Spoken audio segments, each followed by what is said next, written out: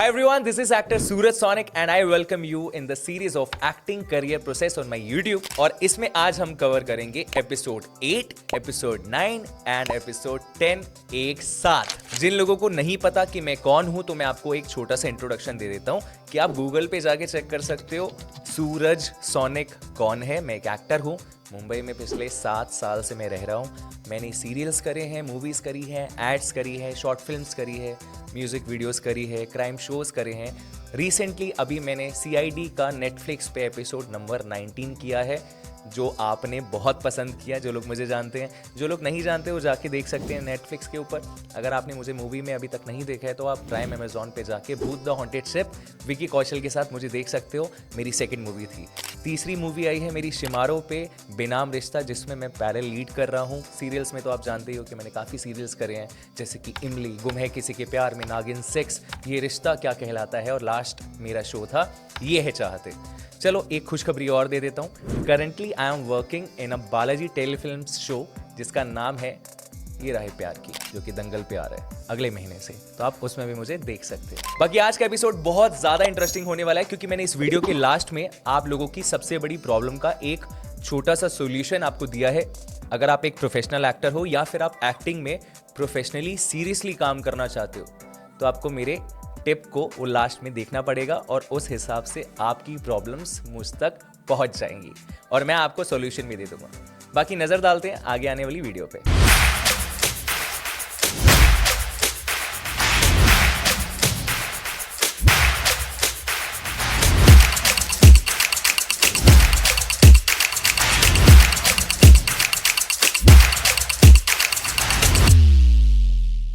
सो आपके इतने ज़्यादा प्यार देने के बाद मैंने सोचा कि आज से हम अपना सेटअप कुछ अच्छा करेंगे, माइक का यूज़ करेंगे ताकि हमारी जो वीडियोस है वो और ज़्यादा इन्हेंस्ड हो जाए। तो अब इस एपिसोड से आपकी जो लर्निंग है वो बहुत ज़्यादा अच्छी होने वाली है और भी। तो आप हर चीज़ का ध्यान रखते हुए अपनी नोटबुक अपने हाथ में ले लो, अपना पेन अपने हाथ में ले लो और जो चीज़ें मैं आज आपको सिखाने वाला हूँ उनको बहुत ध्यान से सीखना, क्योंकि इस एक्टिंग करियर के प्रोसेस में हर एक छोटी चीज़ बहुत बड़ा इम्पैक्ट डालती है। तो आज मैं बात करता हूँ कि शॉर्टलिस्टेड का मतलब क्या होता है। काफ़ी सारे एक्टर्स मुझे DM करते हैं, इंस्टाग्राम पे पूछते हैं कि भाई किसी का मैसेज आया है डायरेक्ट बिना ऑडिशन भेजे हुए कि you are shortlisted for this project, you just have to pay some amount of money, आपको थोड़े पैसे देने पड़ेंगे एंड फिर आपका शूट होगा। तो देखो यहाँ से शुरू करते हुए मैं बता देता हूँ कि आपको सबसे पहले बनानी पड़ती है अपनी प्रोफाइल। उसके बाद आपकी एक प्रोफेशनल पिक्चर्स आपको भेजनी पड़ती है किसी कास्टिंग कोऑर्डिनेटर को, कास्टिंग डायरेक्टर को। उनको भेजने के बाद आपको आता है ऑडिशन, आपके लुक के हिसाब से, आपके एज ग्रुप के हिसाब से। जब आप वो ऑडिशन को उनको बना के टाइम से भेजते हो, वो आगे क्लाइंट को भेजते हैं या चैनल को भेजते हैं, तब आपका जो ऑडिशन आगे गया है वो हो सकता है शॉर्टलिस्टेड हो जाए।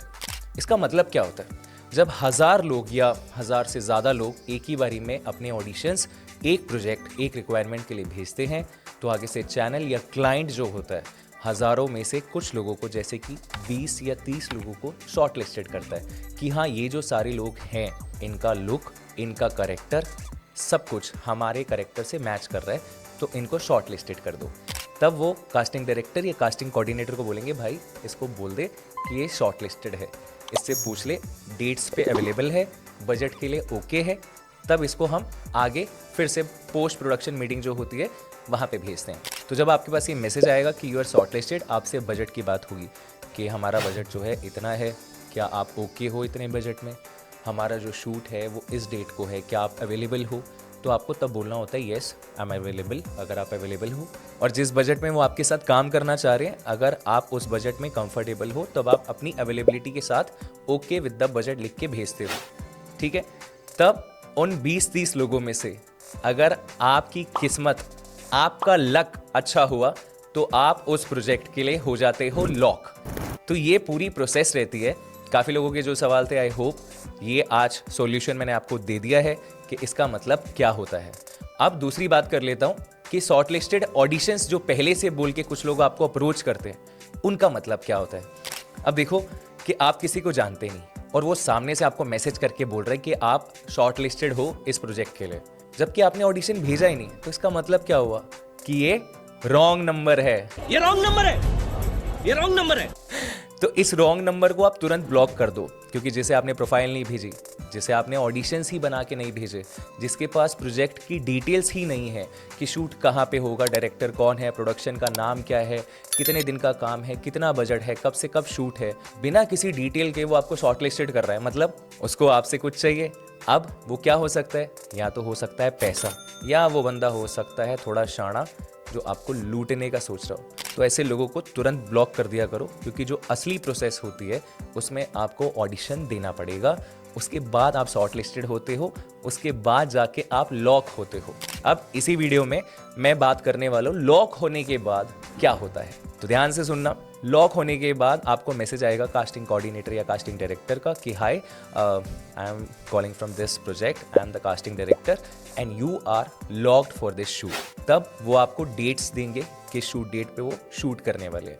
लेकिन उससे पहले आता है कॉस्ट्यूम ट्रायल। अब देखो कॉस्ट्यूम ट्रायल में क्या होता है, ये भी मैं बहुत अच्छे से आज आपको समझाऊंगा। तो एक ही बारी में अपने दिमाग में इस चीज़ को बिठा लो कि आपको बहुत प्रोफेशनल होना पड़ेगा।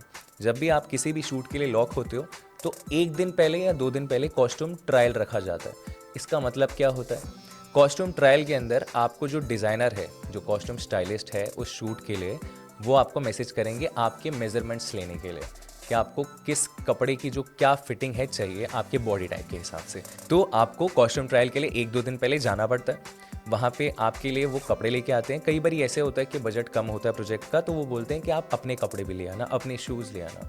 सो मेक श्योर कि आप अपनी सारी एसेसरीज लाइक वॉच, शूज़, जितने कपड़े आपके पास ज़्यादा हैं वो लेके जाओ, ताकि उन्हीं में से आपको आपकी फिटिंग के हिसाब से कपड़े दिए जाएं। नहीं तो कॉस्ट्यूम ट्रायल्स पे स्टाइलिस्ट आपको अपने नए कपड़े ला के दे देते हैं शूट के लिए। मोस्टली क्या होता है, अगर आप किसी ब्रांड के लिए लाइक ICICI बैंक के लिए इफ़ यू आर शूटिंग, तो वो मोस्टली अपने ब्रांड के कलर को रिप्रेजेंट करते हैं। जैसे कि ICICI बैंक का ऑरेंज कलर है, तो उसी कलर के कपड़े अगर आप ले जा सकते हो तो ले जाओ, नहीं तो क्लाइंट भी आपको उसी कलर के कपड़े ही ट्राई करवाएगा। ये तय होती है बात। तो आपको एक दिन शूट से पहले अपना और देना पड़ता है कॉस्ट्यूम ट्रायल में, जो कि 1 से 2 घंटे में हो जाता है। काफ़ी लोग क्या करते हैं, मना कर देते हैं कि हमारे पास अपने कपड़े नहीं हैं। देखो अगर जेन्युइनली नहीं है तो इट्स ओके, लेकिन अगर है तो लेके जाया करो, वहाँ पे भी टाइम पे जाया करो, क्योंकि आपको वहाँ पे डायरेक्टर भी मिल सकते हैं। हो सकता है उस प्रोजेक्ट की वर्कशॉप भी रखी जाए शूट से पहले, ताकि डायरेक्टर आपको समझा सके कि हम ये शूट ऐसे करेंगे। लाइक मैंने जब RBI की ऐड करी थी अमिताभ बच्चन सर के साथ, तो राज टोपैको सर जो डायरेक्टर थे उस ऐड फिल्म के, वो भी आए हुए थे कॉस्ट्यूम ट्रायल पे, और उसी दिन हमारी वर्कशॉप हुई थी। उसी दिन हमें सिखाया गया था हम कैसे शूट करेंगे। सो बहुत इंपॉर्टेंट होता है कॉस्ट्यूम ट्रायल को अटेंड करना। अब इसके बाद क्या होता है मैं वो बता देता हूँ। अगर आप सीरियल के लिए, किसी सीरियल के लिए पहले शॉर्ट लिस्टेड होते हो और फिर लॉक होते हो, सेम प्रोसेस किया जाता है, आपको कॉस्ट्यूम ट्रायल पे बुलाया जाएगा। अगर आपको एक बड़ा प्रोजेक्ट मिला है, जैसे पैरेलल लीड या फिर एक अच्छी ऐड मिली है जिसमें आप लीड हो, मेन लीड हो, तो आपसे एग्रीमेंट भी साइन करवाया जाएगा। एग्रीमेंट में क्या क्या चीज़ें लिखी होती हैं, जैसे पेमेंट कब मिलेगी, वो आपका जो फुटेज है एज एन एक्टर कहीं पे भी यूज़ कर सकते हैं, जैसे कि TVC, सिनेमा, डिजिटल, हर जगह। तो ये सारी चीज़ें एग्रीमेंट में होती है। फिर भी आप एग्रीमेंट को ध्यान से पढ़ना, सारे क्लॉज को ध्यान से पढ़ना। उसमें ये भी लिखा होता है कि आप 1 साल तक के लिए सेम प्रोडक्ट अलग ब्रांड के साथ नहीं शूट कर सकते। तो आई होप आपको ये समझ में आ गया हो कि शॉर्ट लिस्टेड क्या होता है एक प्रोजेक्ट में। शॉर्ट लिस्टेड होने के बाद आप लॉक होते हो, लॉक होने के बाद आपके कॉस्ट्यूम ट्रायल्स होते हैं, बजट की बातें होती है, एग्रीमेंट होता है, इसके बाद आप जाते हो फाइनली अपने शूट पे। अब देखो मैं एक बहुत इंटरेस्टिंग चीज़ जो कि मैं बोलूँगा कि मैं आपको एक टिप दे रहा हूँ, इसको आप ज़रूर ध्यान रखना। जब भी आप किसी शूट पे जाओ तो आप ये मत देखो सिर्फ कि आपको बजट कितना मिल रहा है, यानी कि 5,000, 10,000, 50,000, ऐसा माइंडसेट लेके मत जाया करो। अपने माइंडसेट को एक्सपैंड करो। जितना ज़्यादा आप अपने माइंडसेट को एक्सपैंड करोगे, खुलोगे, उतना ज़्यादा आप काम अट्रैक्ट करोगे। अब मैं टिप नंबर 1 दे रहा हूँ कि जब भी आप सेट पे जाओ सबसे पहले टाइम से जाया करो। अगर 8 बजे का कॉल टाइम है, मेक श्योर कि आप 15 मिनट पहले पहुँच जाओ। वहाँ पहुँच गए आप टाइम से, एक प्रोफेशनलिज्म की टिप ये हो गई। दूसरी चीज़, जाते ही आप मेकअप दादा को पकड़ो और कॉस्ट्यूम स्टाइलिस्ट को पकड़ो, ताकि आप रेडी होके बैठ सको अपने मेकअप, हेयर एंड कपड़ों के साथ। तीसरी टिप आपको दे रहा हूँ, जैसे ही आपके पास कोई AD आए या आपकी नज़र में कोई AD दिखे आपको, उनको बोलो कि आप मुझे स्क्रिप्ट दे दो, ताकि आप स्क्रिप्ट से गो थ्रू एक कर लो और आपको पता हो कि आज आप क्या शूट करने वाले हो। कुछ लोगों का मानना ये होता है कि यार हम 1 डे 2 डे फीचर कास्ट में नहीं जाते। अब देखो मैं इसका फ़ायदा बताता हूँ। कभी कभी क्या होता है, जब आप फीचर कास्ट करने भी जाते हो तो आपको 14 से 16 घंटे शूट करने का एक एक्सपीरियंस मिल रहा है सेट पे। वो सेट वही है, सिर्फ आप एक छोटा करेक्टर कर रहे हो, दैट डजंट मीन कि वो बेकार चीज़ है। तो आपको इस चीज़ का भी ध्यान रखना है कि आप जितना बेनिफिट उठा सकते हो हर शूट से उतना उठाना है। आप वहाँ पे ईपी, कास्टिंग डायरेक्टर अगर आए हैं वहाँ से कास्टिंग डायरेक्टर, क्रिएटिव, एक्टर्स, सबका नंबर ले सकते हो, सबके साथ नेटवर्किंग कर सकते हो, ताकि आगे उनका कोई और प्रोजेक्ट आए तो आप उनको उसके लिए प्रोफाइल भेज सको। उनको आप इंस्टाग्राम पे फॉलो कर सकते हो। देखो अच्छे लोगों के साथ रहोगे, अच्छे लोगों के साथ काम करोगे तो आगे बढ़ोगे। आपका सर्कल कैसा है ना, इस पे बहुत सारी चीज़ें डिपेंड करती हैं।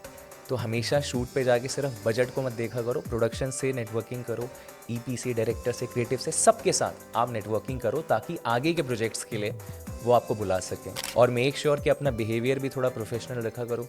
कई लोग क्या करते हैं कि खाना ऐसा है, पेमेंट जो है ना कम है, ऐसी बातें करने लगते हैं। तो उन्हीं चीज़ों में उलझ के डिप्रेशन में, एंजाइटी में बैठने से अच्छा है कि आप हर चीज़ के लिए ब्लेस्ड फील करो। So these are the tips जो मैं देना चाहता था। बाकी आज मैं आपको एक और चीज़ बताना चाहता हूँ कि अगर आपने मेरे यूट्यूब को सब्सक्राइब नहीं किया है तो जाके कर लो। अगर मुझे इंस्टाग्राम पे फॉलो करना चाहते हो तो मेरा इंस्टाग्राम आईडी है सूरज सोनिक, अब मुझे फॉलो कर सकते हो। अब देखो आप में से बहुत सारे लोग ना अब कहेंगे कि सूरज भाई हमें ना आपसे बात करनी है और हम आपको डीएम करते हैं लेकिन डीएम का रिप्लाई नहीं आता। तो मैं आपको आज इस प्रॉब्लम का बहुत प्यारा सा सॉल्यूशन दे देता हूँ। आपको क्या करना है, मेरी इंस्टाग्राम प्रोफाइल पे जाना है। वहाँ पे आपको 3 ऑप्शन दिखेंगे। थर्ड वाला होता है सब्सक्रिप्शन का ऑप्शन।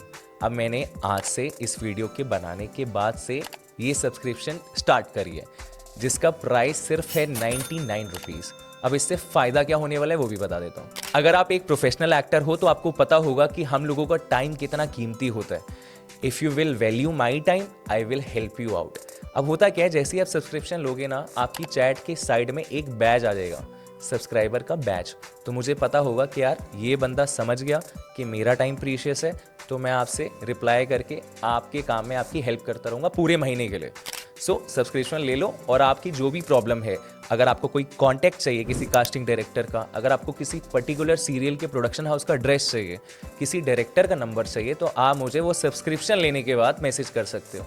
तो मुझे दिख जाएगा कि हाँ भाई ये मेरा सब्सक्राइबर है, इसने मेरे टाइम को वैल्यू दी है, तो मैं भी आपकी हेल्प कर दूंगा। सीधी सी बात है, क्योंकि डेली मुझे 5 से 10 हज़ार लोग मैसेज करते हैं, डीएम करते हैं, मैं सबका चेक कैसे करूँ। लेकिन अगर आपके पास बैज है तो आप उन सबसे, उन भीड़ वाले लोगों से अलग हो जाते हो और मेरी नज़रों के सामने आ जाते हो। तो आप अभी जाके 99 रुपीज़ अगर अपने ऊपर खर्च करना चाहते हो, इन्वेस्ट करना चाहते हो आपके स्किल पे, आपके खुद के प्रोफेशन की हेल्प के लिए, तो आप कर सकते हो और मुझे डीएम कर सकते हो, मुझसे पर्सनली बात कर सकते हो पूरे 1 महीने तक। So I hope this video helps and आपकी काफ़ी सारी प्रॉब्लम्स की हेल्प इस एक वीडियो से मैंने कर दी है। बाकी मैं मिलता हूँ आपसे किसी नेक्स्ट वीडियो में, किसी नेक्स्ट एपिसोड में, या फिर किसी दिन एक इंट्रोडक्शन या ऑडिशन पे।